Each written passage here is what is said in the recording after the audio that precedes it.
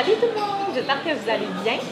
Aujourd'hui, je suis super excitée parce que je suis en compagnie de Nathalie Miron. Allô Nathalie. Salut Jeanne. Merci beaucoup d'être avec nous. Merci de m'avoir invitée. Ça me fait vraiment, plaisir. Vraiment super heureuse. Oui, super. Je pense que Nathalie, en fait, c'est une coach familiale, fondatrice de Alliance Éducation. Oui, exactement. Propriétaire de Espace Forme, un centre d'activité physique pour la famille. J'ai vraiment comme mission d'aider un maximum de familles. C'est pour super. ça qu'on s'entend bien. Oui, vraiment, c'est ça. C'est super le fun. Puis je pense qu'elle a beaucoup à nous apporter dans la capsule qu'on voulait faire aujourd'hui. Puis on voulait parler d'un sujet que je trouve que moi, ça revient beaucoup. Ça s'est revenu dans ma vie à moi, comme ça revient dans la vie des gens qui m'accompagnent dans notre communauté. Toute la pression qui est mise sur la femme, ça peut être sur l'homme aussi, dans la maternité, dans la paternité. Aujourd'hui, on va plus toucher la maternité. Mais aussi la pression que les femmes se mettent elles-mêmes, puis celle qui est mise. Hein? Oui, vraiment. C'est incroyable. Là. Je pense qu'on est dans une société clairement de performance. Là. On se met de la pression dans tous les domaines, puis cette pression-là, on la ressent. Là.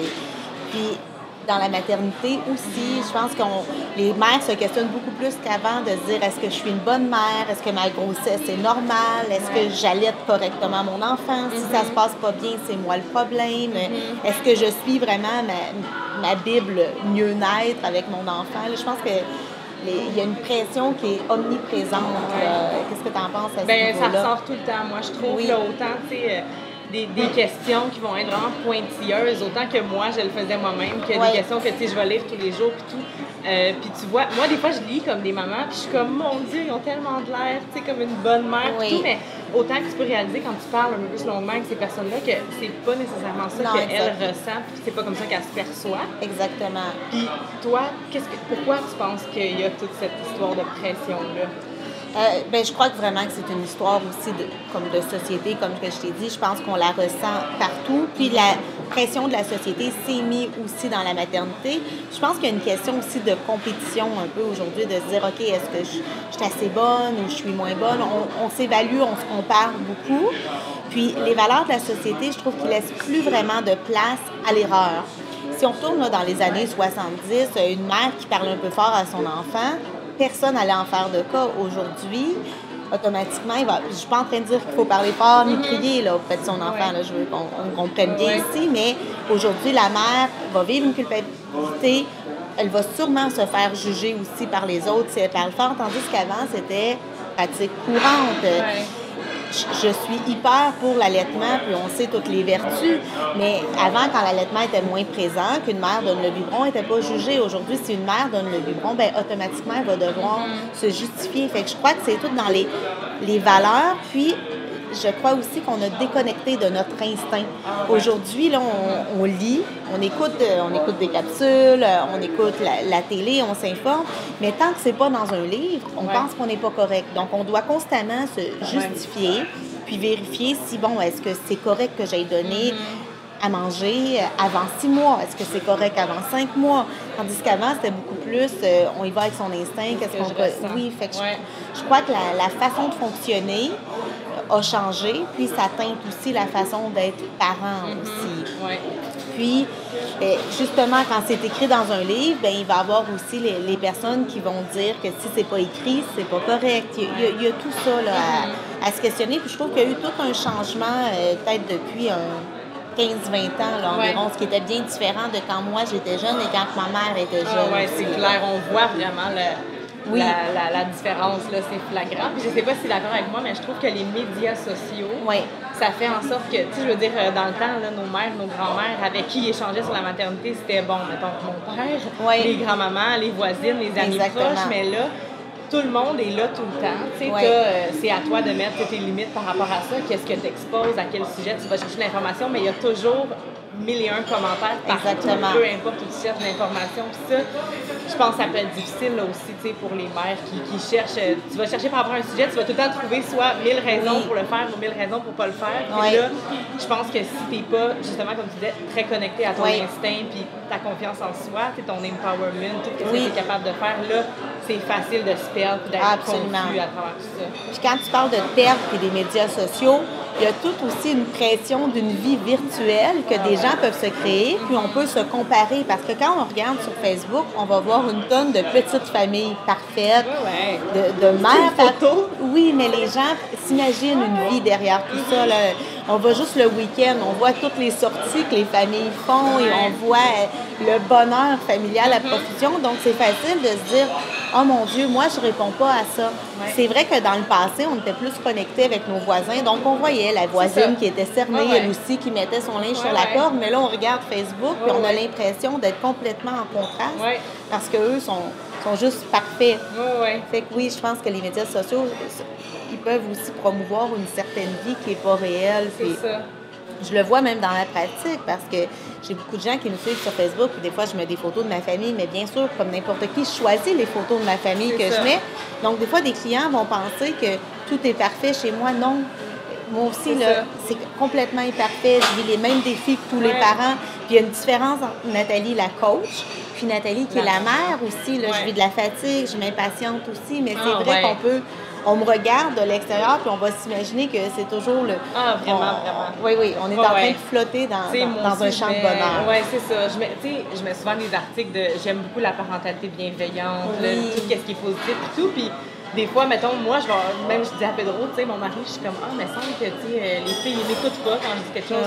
Tu sais, un genre de commentaire que, automatiquement, tu te compares. Puis là, il me dit, ben là, chérie, tu te compares avec l'enfant que tu as vu là 5 minutes. Il dit, t'es pas chez eux 24 heures, là. Il dit, c'est clair que c'est autre chose, puis c'est tellement vrai, tu sais, on se compare. On fait tout, là, je veux dire, on fait tout, qu'on soit dans le domaine, pas dans le domaine.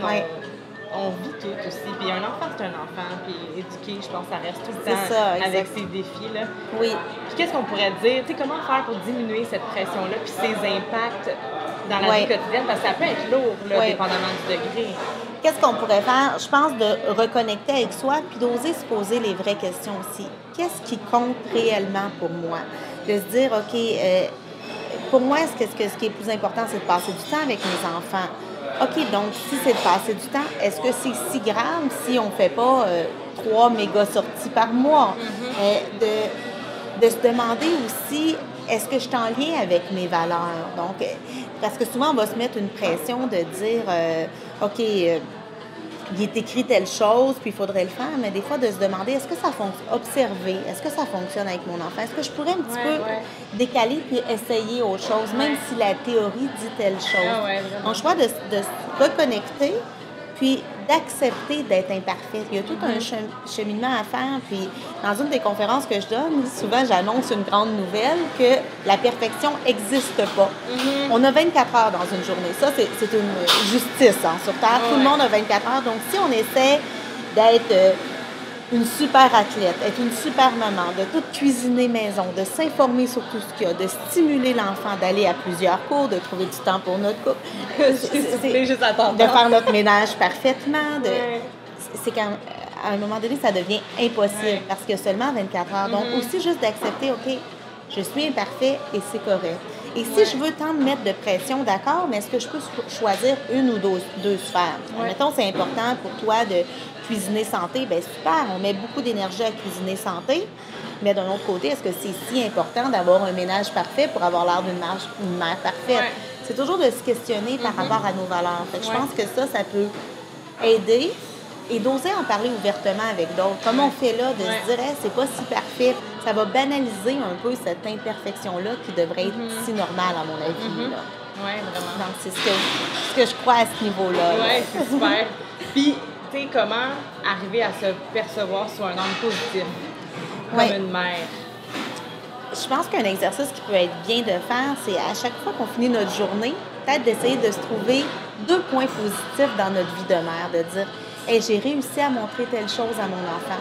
Mon bébé a pleuré tout l'après-midi, puis je suis restée calme. De faire l'exercice, de trouver des points positifs, ça nous reconnecte aussi avec du positif. Parce que des fois, oui, on l'a fait, mais on y pense même pas. On focus sur ce qui a mal été dans notre journée, mais on a fait à peu près 15 choses qui allaient bien, mais là, on pense à la chose qui va moins bien. On a un réflexe d'aller plus vers les choses négatives. C'est juste un reconditionnement. Exactement. Donc, de se dire, OK, je m'oblige à tous les jours là, à nommer, au pire, de l'écrire sur un calepin, 2 choses qui ont bien été au niveau de la maternité. Dire, mon bébé n'arrivait pas à bien prendre le sein, puis là, ça a fonctionné aujourd'hui. Une petite victoire. Oui, exactement. De changer nos perceptions, nos croyances, notre façon de se voir aussi. Puis que quand une personne nous dit un compliment, juste dire merci. Parce qu'il y en a qui vont dire, ah, t'as l'air d'une bonne mère, ouais, ça paraît que tu me vois pas toujours à la maison, ben là, je l'étais. Juste dire, ah, merci, de recevoir les compliments. Oui, vraiment. Là. De s'aimer aussi, tu sais, pour qu'est-ce qu'on est. Là, c'est une grande phrase, hein, dire s'aimer, c'est petit à petit, parce que c'est difficile, des fois, s'aimer, puis de se comprendre comme mère aussi. Là. C'est un défi de tous les jours, là. Qui varie. Il y a des jours qu'on peut s'aimer, puis il y a des jours qu'on peut se détester aussi. C'est clair.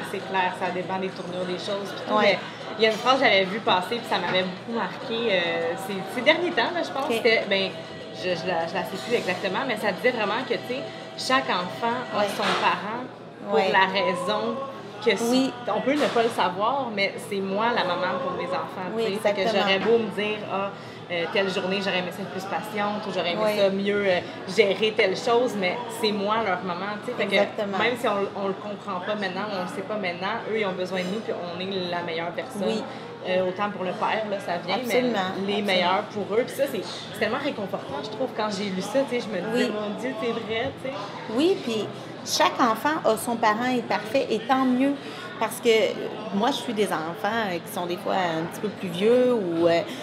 Puis je me rends compte que s'ils n'ont jamais été en contact avec de l'imperfection, mais ils ne développent pas cette résilience-là non plus face à la vie qui n'est pas toujours parfaite aussi. Là. Donc, c'est un cas de demander d'eux-mêmes aussi. Oui, exactement. Exactement. Toute cette pression-là qu'on se met sur les épaules, c'est un modèle. On est un miroir pour nos enfants. Donc, même si on dit à nos enfants, faites ton mieux, mais qu'on est toujours en train de se mettre une pression et de se rajouter des commentaires négatifs dans notre tête, ben nos enfants vont apprendre par imitation. Donc, d'accepter une part d'imperfection va les aider pour une vie future. C'est ça. C'est super. Aussi. Mais j'espère que ça vous a plu comme genre de capsule. Je sais que ça peut être facile à dire des fois, mais je trouve que de juste s'arrêter puis de faire la réflexion, ça fait vraiment du bien. Ça peut avoir donné des trucs là, justement à la maison pour vivre le quotidien comme parent. Et dans le fond, dites-nous en commentaire si vous aimez ce genre de vidéo, si vous en voulez plus. Nous autres, on adore ça. Absolument. Ça nous fait plaisir. C'est super, ça. Oui, et puis ceux qui sont intéressés à mieux connaître Nathalie, puis qu'est-ce qu'elle fait, elle a plein de contenus, de sujets super intéressants aussi qu'elle aborde. Dis-nous donc où ils peuvent te retrouver. Et je vous invite à me suivre sur Facebook, à Nathalie Miron, coach familial, ou aussi d'aller sur mon site internet www.allianceeducation.ca. Génial! Un gros merci! Merci à toi! Ça me fait plaisir! Bye bye! À la prochaine!